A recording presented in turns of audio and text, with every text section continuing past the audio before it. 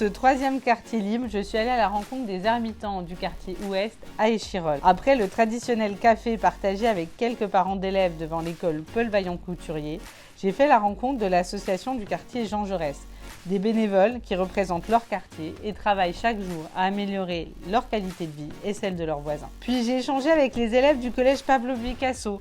Je leur ai parlé du rôle de député, des travaux législatifs et on a commencé à aborder leur future visite à l'Assemblée nationale au mois de mars.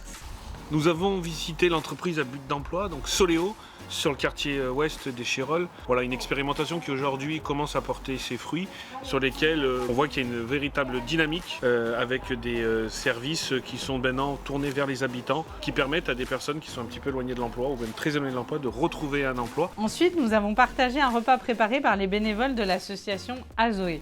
Merci à eux, surtout merci à elles, c'était excellent.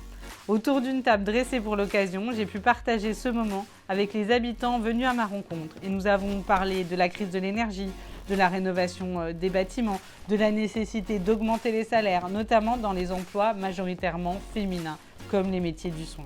Bonjour, donc je suis le président de l'association Azoé, l'association des habitants du sud-ouest d'Échirolles. Donc on a accueilli notre député sur un repas entre midi et 2 avec des habitants du quartier pour soulever toutes les problématiques que nous rencontrons aussi sur notre quartier. Et elle nous fait aussi le plaisir d'être présente avec notre distribution alimentaire que nous faisons donc le mercredi en fin d'après-midi à partir de 16h. L'après-midi a été marqué par le sport et la culture. Le sport d'abord, avec la rencontre des encadrants et des jeunes footballeurs du FC Picasso, l'équipe de futsal du quartier. Des jeunes athlètes hyper motivés, une association avec plein de projets qui a quand même réussi à ramener le titre de champion de France de futsal à Échirolles. Félicitations!